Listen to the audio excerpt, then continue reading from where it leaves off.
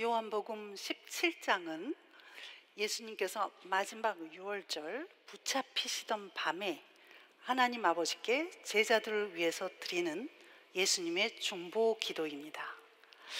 구약의 대제사장들이 백성들을 위해서 하나님께 기도하는 형식과 비슷하다고 하여서 대제사장의 기도라고도 불리는 이 17장 전체는 대서사시와 같은 흐름으로 장중함과 엄숙함, 더불어서 안타까움과 또 간절함이 흐르는 주님의 기도입니다. 마땅 루터는 그 깊이와 넓이의 풍성한 것은 이를 측량할 수 없다라고 말하였고, 또 루터의 제자인 신학자 멜랑슈통도 이 기도보다 더 높고 깨끗하고 아름다운 소리는 하늘에서도 땅에서도 들린 적이 없었다라고 말합니다. 예수님께서 산상수훈 중에 제자들에게 가르치신 주기도문은 이 세상에 살면서 제자들이 그들 자신을 위해서 무엇을 구할까라는 것을 가르치셨다면, 오늘의 이 기도는 제자들에게 이 세상에 살면서 어떻게 살아야 하는가를 말씀합니다. 이 기도를 드린 장소에 대해서는 정확히 알 수 없지만 예수님께서는 제자들과 다락방을 떠나서 겟세마네 동산으로 가시는 도중이었고, 유월절 중에는 밤에도 문을 열어두었던 성전에 들어가셔서 기도하셨다라고 보는 견해가 가장 유력합니다. 이 밤에 성전에서 제자들을 위해서 기도하신 이유는 17장 11절 말씀과 같이 나는 세상에 더 있지 아니하오니 저희는 세상에 있사옵고가 바로 그 이유였습니다. 이 세상에 저들만 놓고 떠나셔야 하는 예수님, 이 세상에 홀로 남아있을 제자들, 이 세상은 과연 어떤 세상이기에 이렇게도 간절히 기도하셨는지, 또 제자들을 세상에 남겨두시는 목적이 무엇인지, 또한 그들이 세상에서 어떻게 살기를 원하시며 기도하셨는지 오늘 말씀을 통하여 함께 나눠보기로 하겠습니다. 저와 여러분은 하나님의 자녀로서 과연 우리는 세상과 어떤 이해관계로 살아야 하는가라는 질문을 많이 합니다. 이 세상은 죄로 가득하기에 이 세상에서 우리가 얻을 것은 결국 아무것도 없다는 그런 체념의 관계인지, 아니면 우리에게 필요한 것 모든 것은 이 세상에서 얻기에 세상을 무시해서는 안 된다는 현실에 순응하는 관계인지, 어찌되었거나 이 세상에 제대로 적응하지도 못하면서 그렇다고 세상과 동떨어져서도 살 수 없는 어중간한 존재가 바로 저와 우리라는 것을 많이 공감하실 겁니다. 이렇게 많은 크리스천들이 세상에 대해 고민과 갈등과 긴장을 겪고 느끼는 원인과 이유는 과연 무엇인가 하는 것입니다.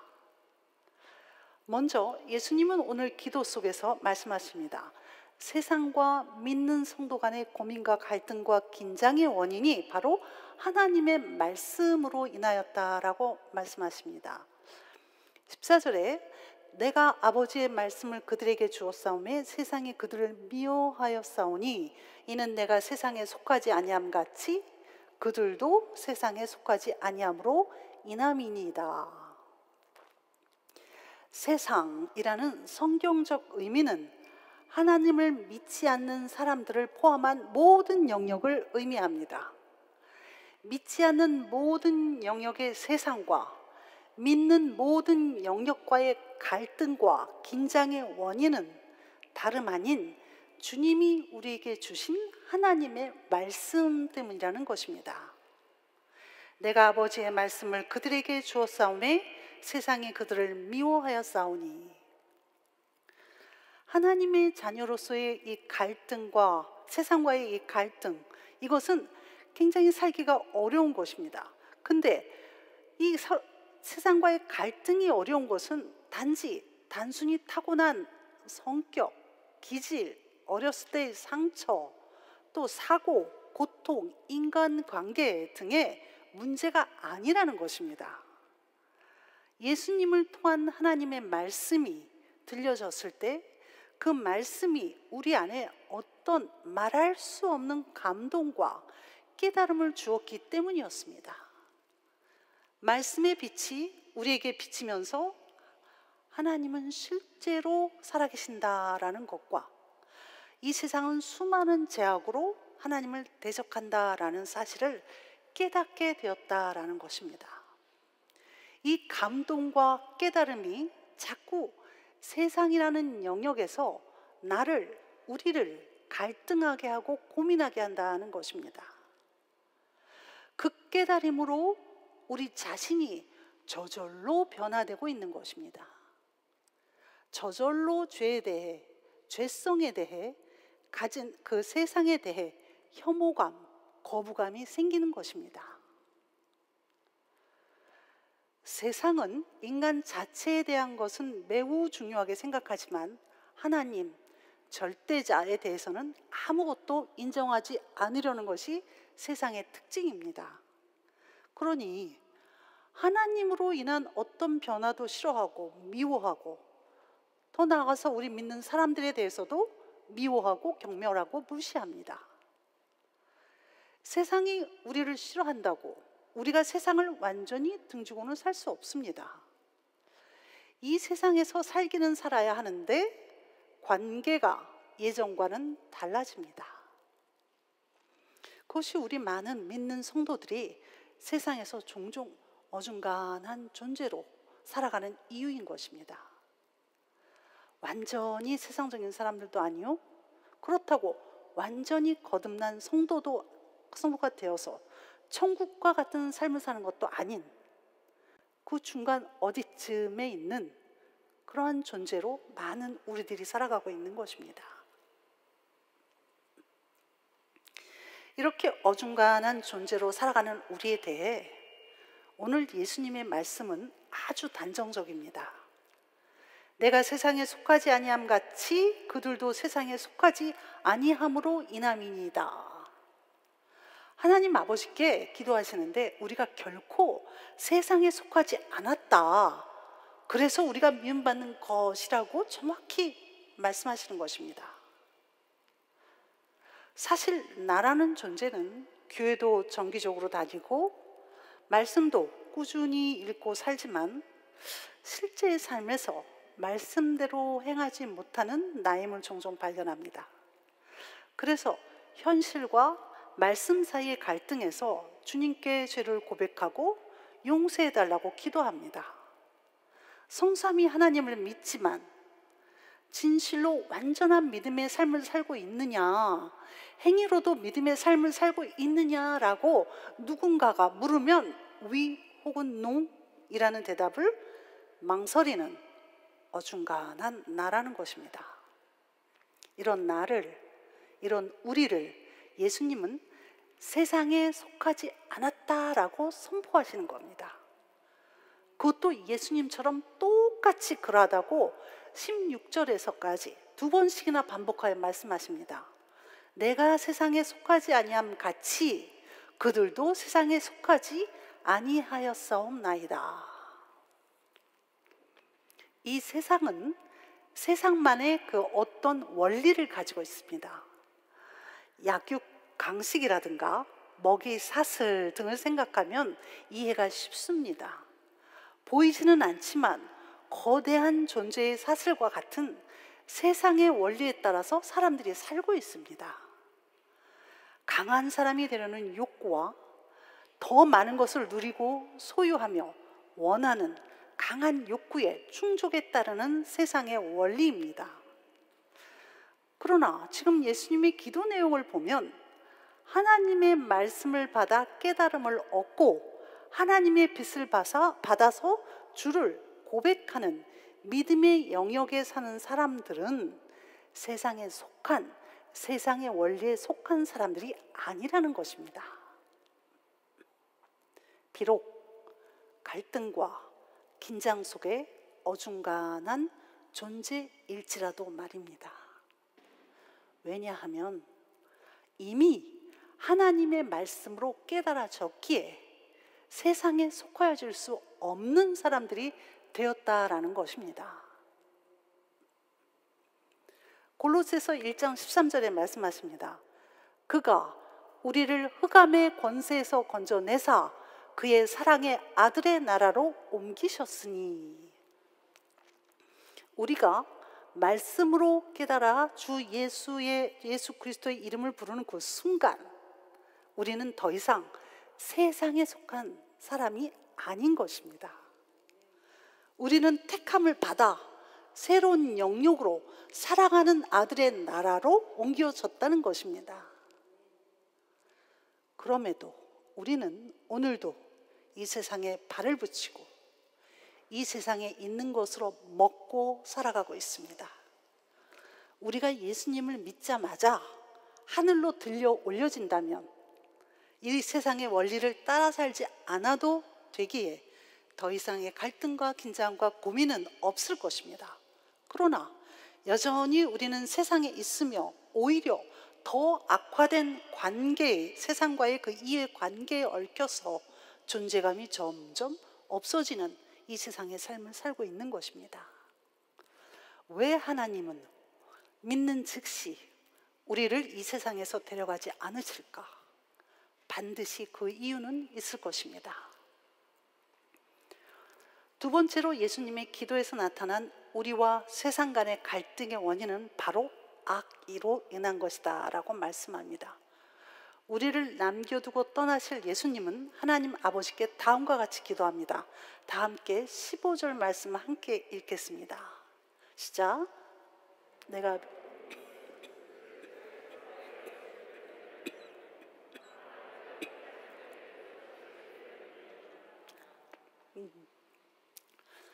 우리가 세상에 대해 체념적이며 운명적인 생각으로 수동적인 삶을 살고 있거나 또는 신앙을 면죄부 삼아서 적당히 세상과 타협하면서 수능적인 관계를 가지고 살아가고 있다면 지금 읽으신 오늘 예수님의 기도는 굉장히 놀라운 것입니다.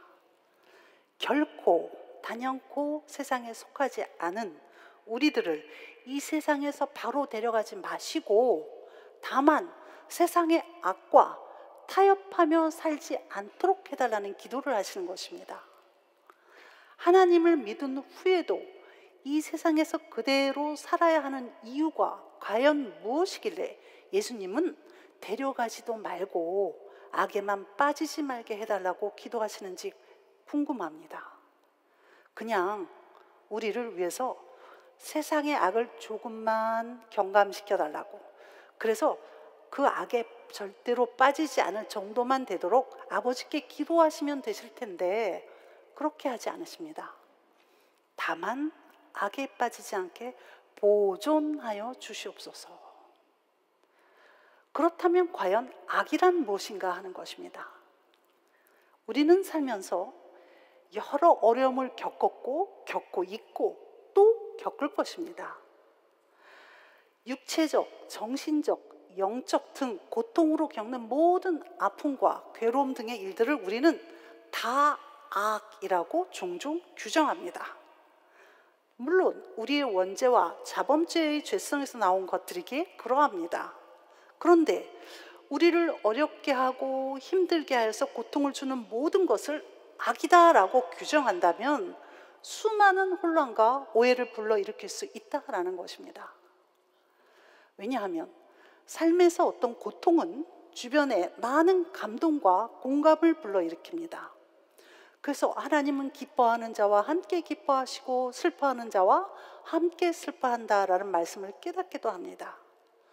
또 어떤 고통은 어떻게 성도들을 더 강하게 만들어 왔는지, 또 어떻게 자신이 변화되었는지에 대한 간증 등으로 교훈적 차원으로도 쓰입니다.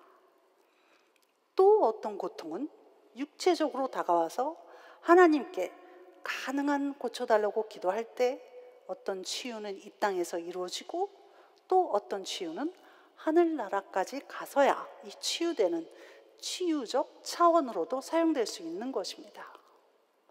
이렇게 우리 삶에서 고통과 괴로움을 주는 악의 문제들이 공감적으로, 교훈적으로, 치유적으로 사용되는 것을 보면 악이 그렇게 악이 아닐 수도, 고통이 그렇게 고통이 아닐 수도 있다라는 것입니다. 그렇습니다. 많은 신학자들은 이것을 악은 악이되 필요악이라고 규정짓습니다. 이렇게 규정하는 이유는 또 다른 악이 있다는 이유입니다. 그 악을 진정한 악이라고 말합니다. 그 악은 누구도 막지 못합니다. 오늘 예수님이 말씀하신 그 악은 원문에 악한 자에게서라고 번역됩니다. 사탄을 가리키는 말입니다. 세상의 모든 권세를 가진 자입니다.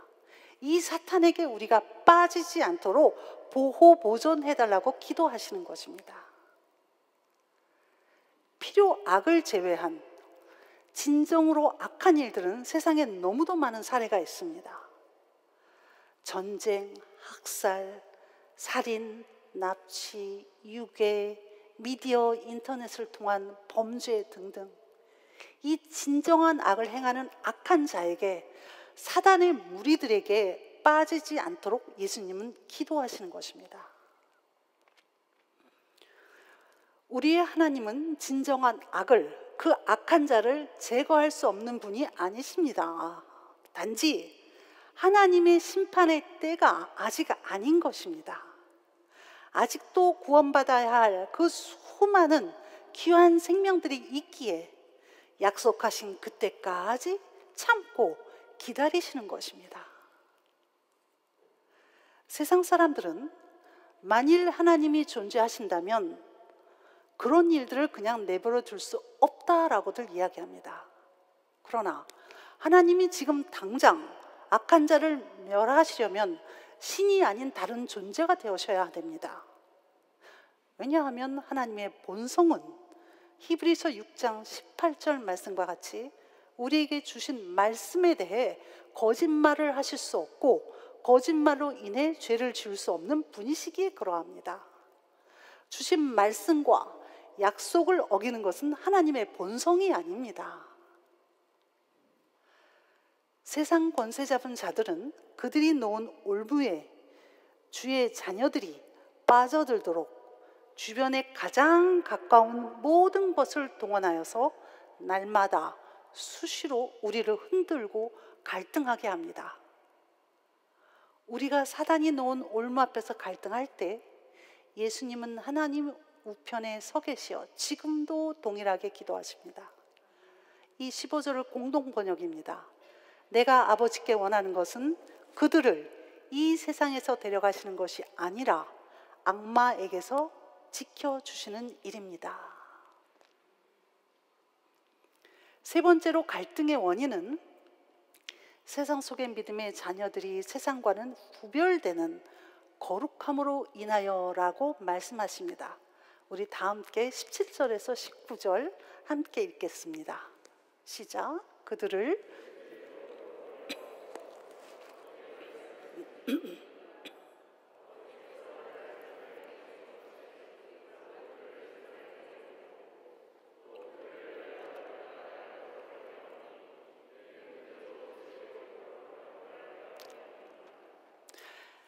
이 말씀은 세상이 하나님을 싫어하고 나도 싫어하는데 우리도 싫어하는데 과연 이 세상에서 무엇을 해야 할 것인가, 왜 이곳에 계속 있어야 하는가라는 저와 여러분들의 고민과 갈등에 대한 명확한 해답을 말씀하십니다. 아버지께서 나를 세상에 보내신 것 같이 나도 그들을 세상에 보내었고 라는 말씀은 하나님께서 예수 그리스도를 이 세상에 보내신 것과 같은 비중과 권위로 예수님이 우리를 이 세상에 보내셨다라는 뜻입니다. 보낸다라는 단어의 의미는 어떤 목적을 위하여 파견하는 것이고, 또 보냄을 받은 사람은 그 목적에 최선을 다하여서 임무를 완수하는 것입니다. 우리가 이 세상에 있는 것은 그냥 할 일 없이 때가 될 때까지 기다리는 것이 아니라 목적이 있다는 것입니다. 그 보내심의 목적은 다름 아닌 거룩함을 얻게 하려는 것이라고 말씀하십니다. 거룩이라는 말은 하나님을 모르고 지은 모든 죄를 떠나서 죄와 분리된 후에 하나님의 뜻을 위하여서 자신을 구별해서 드린다라는 헌신의 뜻으로 성화라는 것과 같은 맥락의 거룩입니다. 구별한다는 것은 세상과 구별된 세상의 원리와는 다른 사상과 사고와 행동입니다. 하나의 예를 들어보겠습니다. 길에서 사고가 나서 앰뷸런스가 오고 pompi에가 오고 아주 혼잡한 상황에 세상 사람들은 모여서 구경합니다. 물론 안타까워합니다. 그러나 우리는 이들과는 구별된 행동을 합니다. 직접 도우지 못할 경우 우리는 기도합니다. 주님, 이 상황에 신속히 개입하여 주셔서 이 귀한 생명 보존하여 주시고 치료하여 주셔서 악의 생명을 잃지 않게 하소서.